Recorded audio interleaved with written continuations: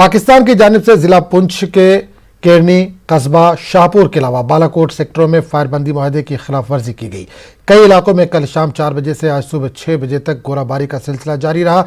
इस बीच फौज ने भी पाकिस्तान को मुंहतोड़ जवाब दिया। फौज ने पाकिस्तानी चौकियों को निशाना बनाया। न्यूज़ 18 उर्दू के कैमरे में फौज की जवाबी कार्रवाई के मनाजिर कैद हुए। अपने टीवी स्क्रीन पर आप देख सकते हैं कि किस तरह फौज ने पाकिस्तान की इश्तिहार अंगेजी का मुंहतोड़ जवाब दिया। जवाबी कार्रवाई के बाद पाकिस्तान ने फायरिंग बंद कर दी। बताया जाता है कि पाकिस्तानी गोलाबारी से शाहपुर में चंद मकानों को काफी नुकसान पहुंचा। इलाके के लोगों ने मजीद बंकरों की मांग की है।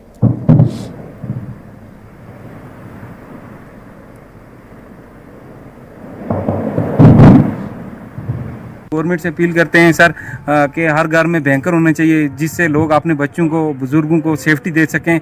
और इसलिए मैं बोलता हूँ पीएम साहब से कि ये काम सबसे ज़रूरी है बैंकर का।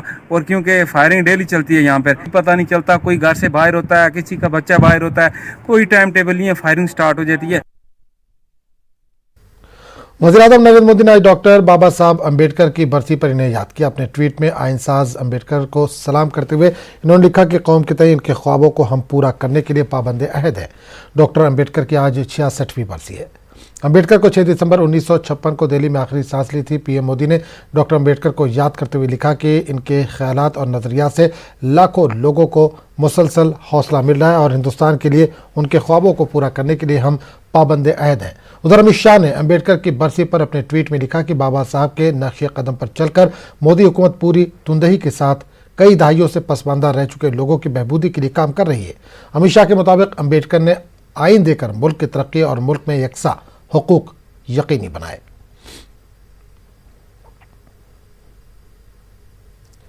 दस्तूर हिंद के मुसन्निफ, आज़ाद भारत के पहले वजीर कानून बाबा साहब भीमराव अम्बेडकर की 65वीं बरसी के मौके पर इन्हें लखनऊ में ज़बरदस्त खिराज अकीदत पेश किया गया।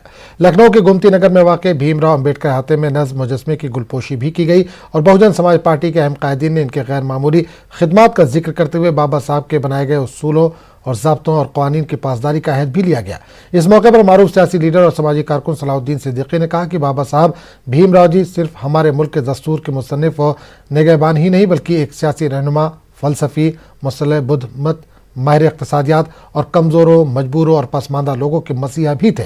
इस मुल्क और मुल्क के आइन और दस्तूर के तहफ़्फ़ुज़ के लिए बाबा साहब की तालीमात पर अमल करना नागुज़ीर है। हम इन्हें खिराज अक़ीदत और खिराज मोहब्बत पेश करते हुए इनकी अजीम खिदमात को सलाम पेश करते हैं। इस मौके पर member parliament doctor Ashok Siddharth ने कहा कि मुल्क को बचाने के लिए संविधान को बचाना ज़रूरी है और ये सिर्फ बाबा साहब के अहकामात पर अमल पैरा होकर ही मुमकिन हो सकता है। साबिक़ एमएलसी नौशाद अली ने भी बाबा साहब के मुजस्मे की गुलपोशी करने के बाद इन्हें मोहब्बतों का खिराज पेश किया।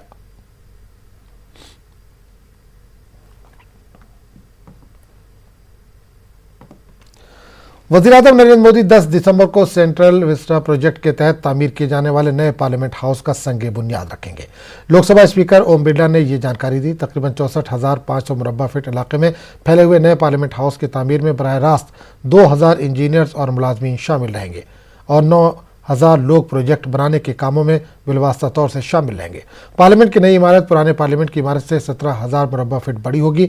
लोकसभा स्पीकर के मुताबिक मुस्तकबिल में लोकसभा और राज्यसभा नशिस्तों की तादाद में इजाफे के इम्कान के पेश नज़र लोकसभा में अरकान पार्लियामेंट के लिए 888 और राज्यसभा में 326 नशिस्तें होंगी। साल 2022 तक ये प्रोजेक्ट पूरा हो जाएगा।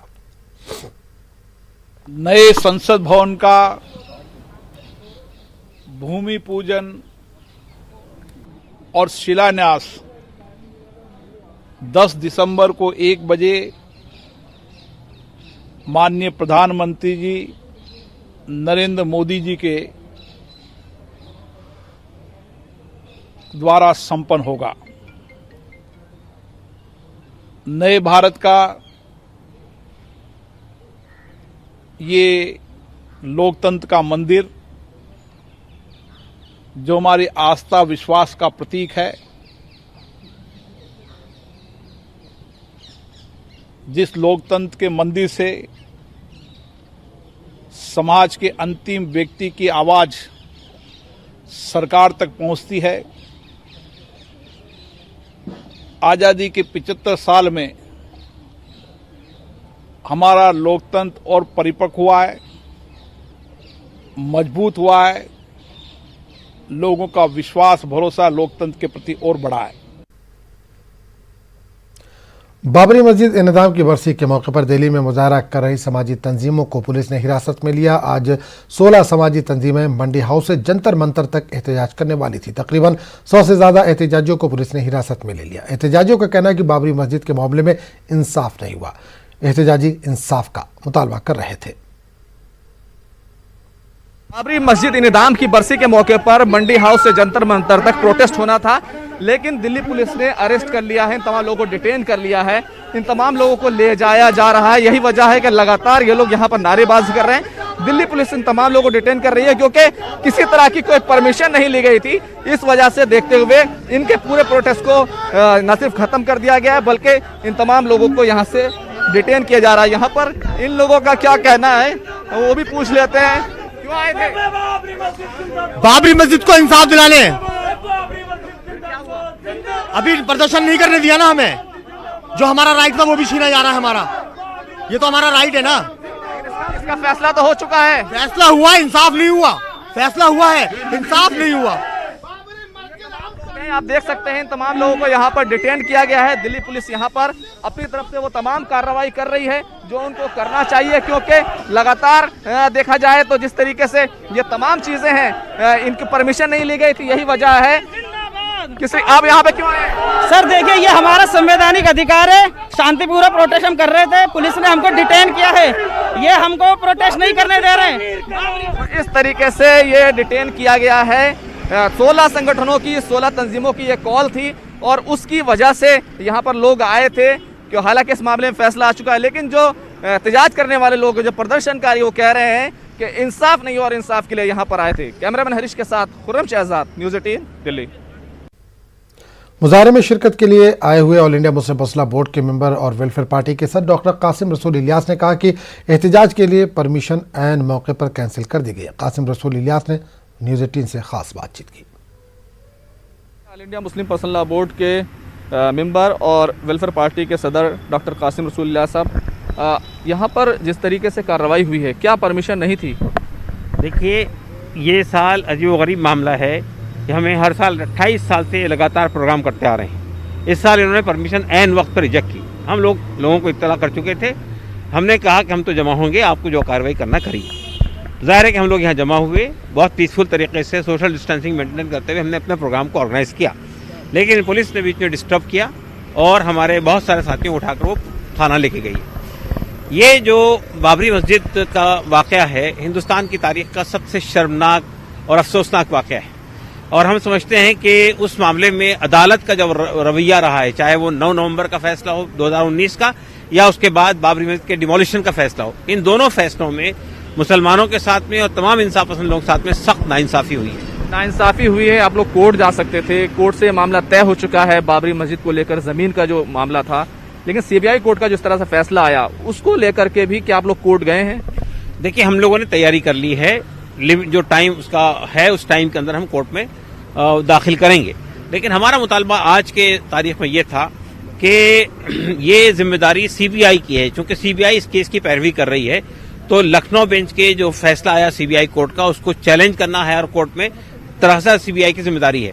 तो हमने आज प्रेसिडेंट ऑफ इंडिया को एक मेमोरेंडम दिया है, यहां से भी दिया है, दिल्ली से, और पूरे देश में हर जगह से दिया है कि वो सीबीआई को डायरेक्ट करें कि इस केस की, यानी जो बाबरी मस्जिद के डिमोलिशन का केस है, जिसके मामले में बड़ा अजीब व गरीब फैसला आया है कि उनके खिलाफ नाकाफी सबूतों की बुनियाद पर सबको रिहा कर दिया गया। इससे ज्यादा सबूत क्या है? पूरे मुल्क ने देखा, तमाम लोगों ने देखा, जिस तरह नारे लग रहे थे, एक धक्का और दो, बाबरी मस्जिद तोड़ दो, जिस तरह तमाम लोगों को जमा किया था। लिबरान कमीशन ने वाज़े तौर पे ये कहा था 17 साल की अपनी कार्रवाई के बाद में कि ये लोग सब जिम्मेदार हैं, उसके लिए संघ परिवार जिम्मेदार हैं, विश्व हिंदू परिषद जिम्मेदार हैं, बीजेपी जिम्मेदार हैं। इसके बावजूद भी उनके खिलाफ कोई कार्रवाई नहीं हुई है, तो इससे बड़ी नाइंसाफी और क्या हो सकती है?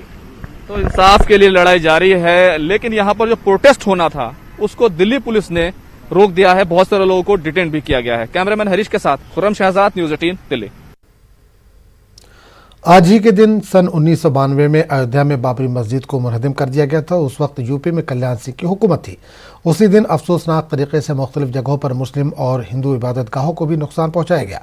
कई इबादत गाहें नजर आतिश भी कर दी गई। मुस्लिम तंजीमें आज बाबरी मस्जिद गिराए जाने के खिलाफ यौम शहादत और यौम सियाह मना रही। 6 दिसंबर के चलते आज मुख्तलिफ शहरों में रेड अलर्ट है। पुलिस ने चौकसी बरतने की बात कही है। मुगल बादशाह ज़हीरुद्दीन बाबर ने 16वीं सदी में अयोध्या में मस्जिद तामीर करवाई थी। मस्जिद की मिसमारी में फौजदारी मुकदमा होने के बावजूद तमाम मुलजमीन को बाइज्जत बरी कर दिए जाने पर मुस्लिम फरीक़ैन की तरफ से सवालात उठाए जा रहे हैं।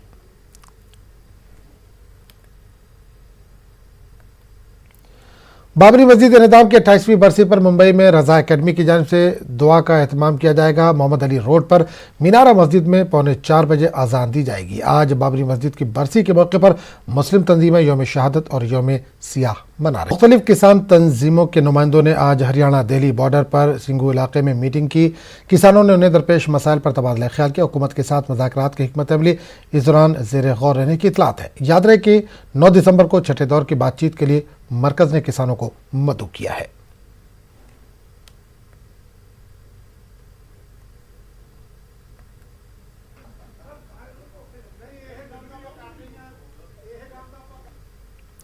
मुमलकती वज़ीर ज़राअत कैलाश चौधरी ने कहा कि किसान ये समझने की कोशिश करेंगे कि उन्हें सियासी मोहरा बनाया जा रहा है। मरकजी वज़ीर ने यकीन जाहिर किया कि उन्हें किसानों की क़यादत पर भी भरोसा है और वो कोई ऐसा फैसला नहीं करे जिससे मुल्क में गड़बड़ हो।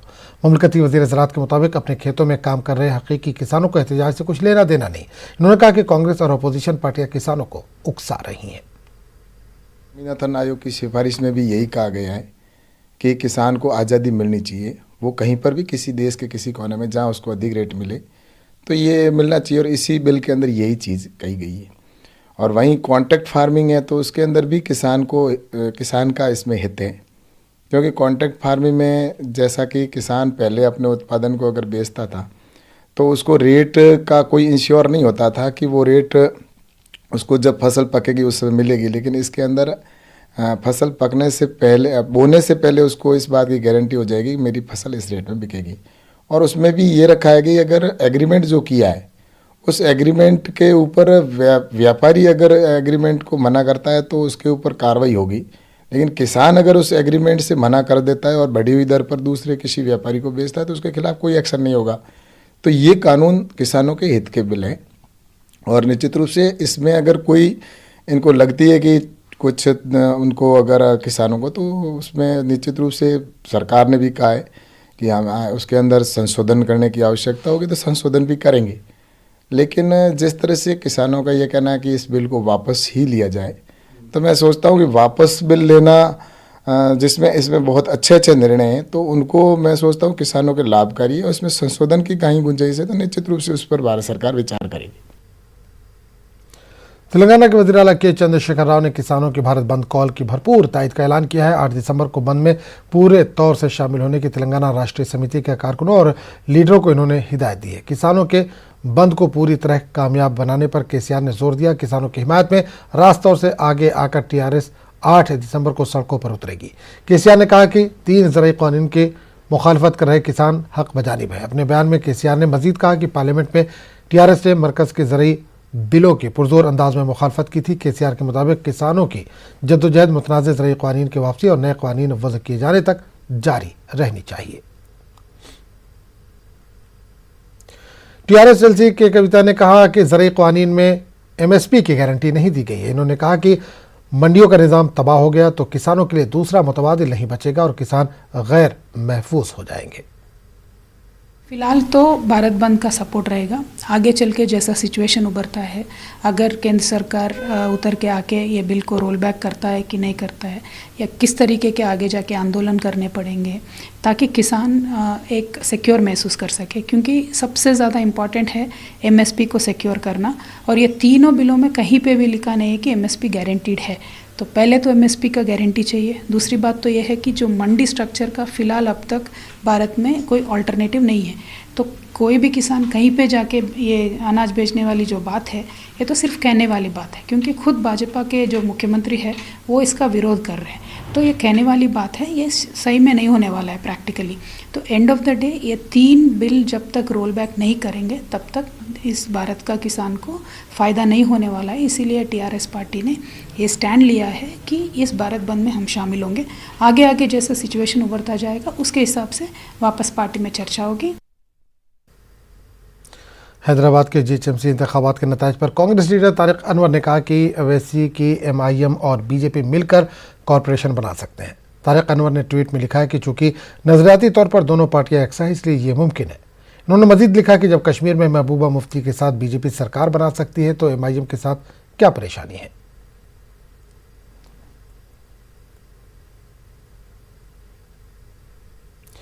आंध्र प्रदेश के जिला मशरकी गोदावरी के एल्लूर में कै दस्त और फीड्स की शिकायत पर 225 से ज्यादा अफराद को शहर के मुख्तलिफ अस्पतालों में भर्ती कराया गया है। गुज़िश्ता रात इब्तिदा में 25 अफराद को बीमार होने पर अस्पताल में दाखिल किया गया था, मगर अब इनकी तादाद में तेजी से इजाफा देखा जा रहा है। अब तक 250 अफराद बीमार हो गए। बीमार अफराद को एल्लूर के गवर्नमेंट और प्राइवेट अस्पतालों में दाखिल किया गया है। जिन अफराद की हालत नाजुक है इन्हें विजयवाड़ा मुंतकिल किया गया। अचानक आवाम की तबीयत खराब होने की वजह से वजह क्या है ये मालूम नहीं हो सका है। वज़ीर आला जगनमोहन रेड्डी ने वज़ीर सेहत से मामले पर तफसीलात हासिल की हैं। खुसूसी तिब्बी टीमें एल्लूर रवाना की जा चुकी हैं। रियासती वज़ीर सेहत नाने ने एल्लूर गवर्नमेंट अस्पताल का दौरा किया। हुक्काम पीने का पानी, ग़िज़ा और हवा की जाँच कर रही हैं। मगरबी बंगाल में बीजेपी ने असेंबली चुनाव के पेश नज़र अब अवामी राब्ते की मुहिम भी शुरू कर दी है। बीजेपी लीडर कैलाश विजयवर्गीय ने ममता बनर्जी पर अक़लियतों की खुशामद करने का इल्ज़ाम किया। इन्होंने बताया कि मोदी हुकूमत अपना वादा पूरा करते हुए जनवरी से CAA के तहत रिफ्यूजीज को शहरियत देने का अमल शुरू करेगी।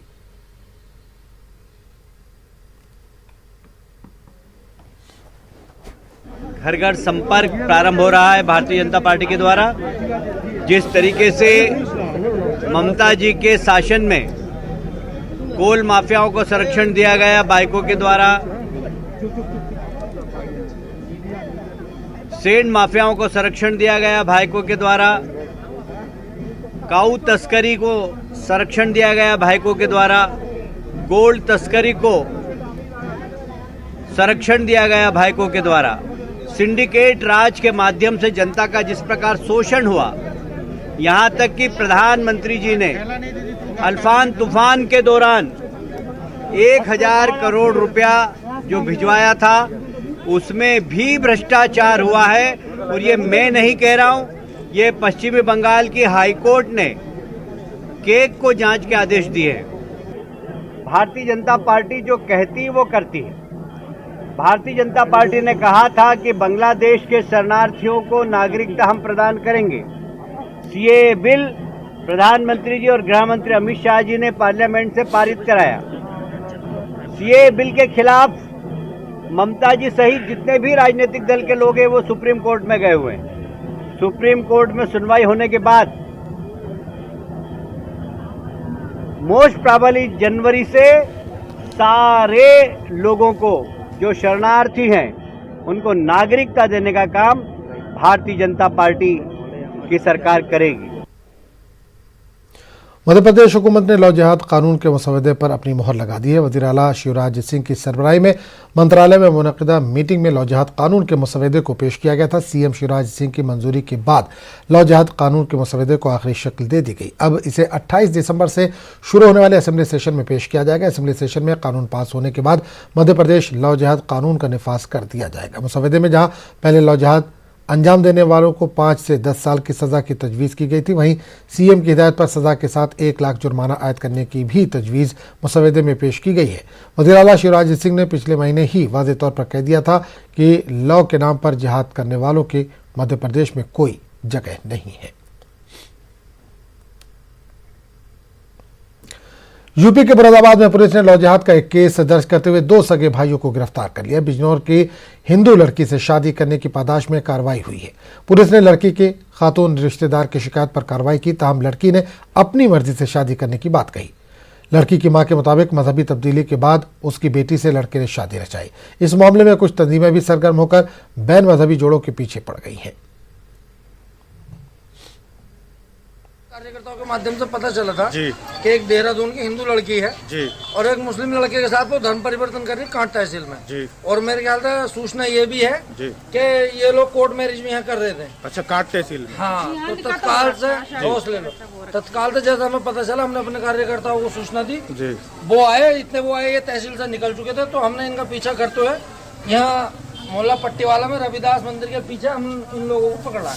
अच्छा, पकड़ा। हाँ, अभी इनसे सिर्फ इतना पूछा इनका नाम क्या, और अगली पूछताछ पुलिस के सामने होगी। अपनी मर्जी से शादी करिए, 5 महीने हो चुके हैं। 5 महीने आपको हो चुके हैं। उसका नाम क्या, किसके साथ शादी करी? राशिद। राशिद कहाँ के रहने वाले हैं? कांट के रहने वाले हैं। काट के राशिद रहने वाले हैं। अच्छा, ऐसा आपने अपनी इच्छा से करी, आपके पापा को या गार्जियन को पता है इस चीज़ का? पता है, अपनी मर्जी से करी हूँ, बालिग हूँ, 22 साल की। अच्छा, आप बालिग हैं, आपने स्वयं इच्छा से जो है थाना क्षेत्र कांठ में बिजनौर निवासी एक महिला द्वारा यह पत्र दिया गया कि उसकी पुत्री को धर्म परिवर्तन करके विवाह कराया जा रहा है। इस प्रार्थना पत्र पर उत्तर प्रदेश विधि विरुद्ध धर्म संपरिवर्तन अध्यादेश 2020 के तहत 2 सगे भाइयों के विरुद्ध अभियोग पंजीकृत किया गया है। उनकी गिरफ्तारी सुनिश्चित कर ली गई है। साथ ही विधिक रूप से इसकी विवेचना की जा रही है। दवा साज कंपनी फाइजर के हिंदुस्तानी यूनिट ने इसके जरिए कोविड-19 टीके के इमरजेंसी इस्तेमाल की मंजूरी मांगी है। वादा है कि बरतानिया और बहरीन के बाद फाइजर ने हिंदुस्तान से वैक्सीन के इस्तेमाल की मांगी मंजूरी। फाइजर ने इस सिलसिले में DCGI को अपनी दरख्वास्त तो सौंपी है। बताया जाता है कि फाइजर कंपनी ने वैक्सीन की दरामद और तकसीम की मंजूरी के लिए भी गुजारिश की है।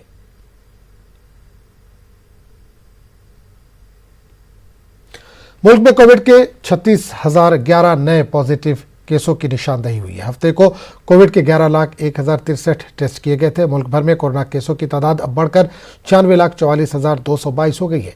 24 घंटों के दौरान कोविड के 41,970 मरीजों को डिस्चार्ज किया गया। इसी दौरान कोविड से मुतासरा 482 मरीज फौत हुए। अब तक कोविड के नतीजे में पूरे मुल्क में 1,40,182 इंसानी जानें जा चुकी हैं।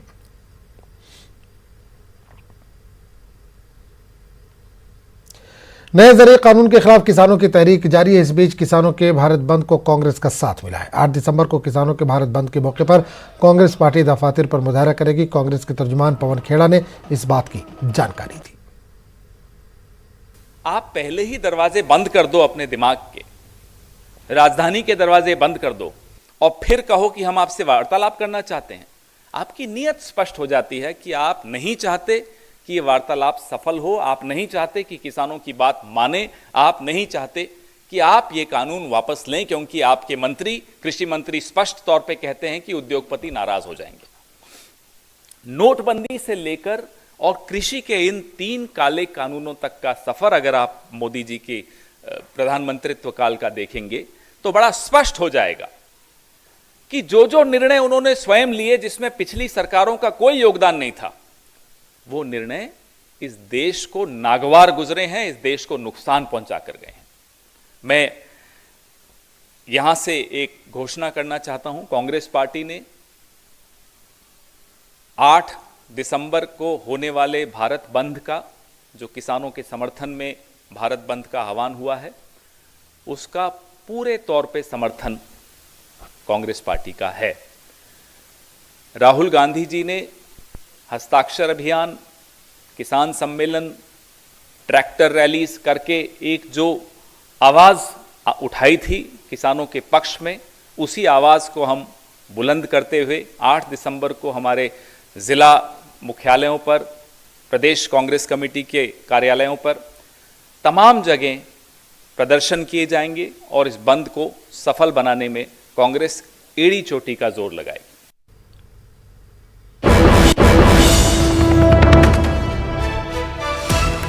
तो इस वक्त बड़ी खबर आ रही है। कांग्रेस लीडर और बॉक्सर विजेंदर सिंह पहुंचे हैं हरियाणा।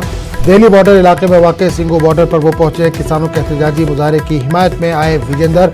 बॉक्सर विजेंदर का बयान, अगर मरकजी हुकूमत ने ज़रिए कानून वापस नहीं लिया तो वो अपना खेल रत्न अवार्ड वापस कर देंगे। तो इस वक्त बड़ी खबर आ रही है। अवार्ड वापसी का सिलसिला लगातार जारी है। इस तरह के कल भी हमने देखा और आज भी कांग्रेस लीडर और बॉक्सर विजेंदर सिंह हरियाणा पहुंचे हैं। दिल्ली बॉर्डर इलाके में सिंघू बॉर्डर पर वो इस वक्त पहुंचे। किसानों के एहतजाजी मुजाहरे की हिमायत में विजेंदर आ गया है। अगर मरकजी हुकूमत ने ज़रिए कानून वापस नहीं लिया तो मैं अपना खेल रत्न अवार्ड वापस कर दूंगा, ये कहना है बॉक्सर विजेंदर सिंह का। तो इस वक्त बड़ी खबर आ रही है किसानों के एहतजाज से जुड़ी हुई। कांग्रेस लीडर और बॉक्सर विजेंदर सिंह हरियाणा पहुंचे हैं। दिल्ली बॉर्डर इलाके में वाक़ सिंघू बॉर्डर पर वो पहुंचे हैं। किसानों के एहतजाजी मुजाहरे की हिमायत में विजेंदर आए हैं। उन्होंने कहा कि अगर मरकजी हुकूमत ने ज़रिए कानून वापस नहीं लिया तो मैं अपना खेल रत्न अवार्ड वापस कर दूंगा।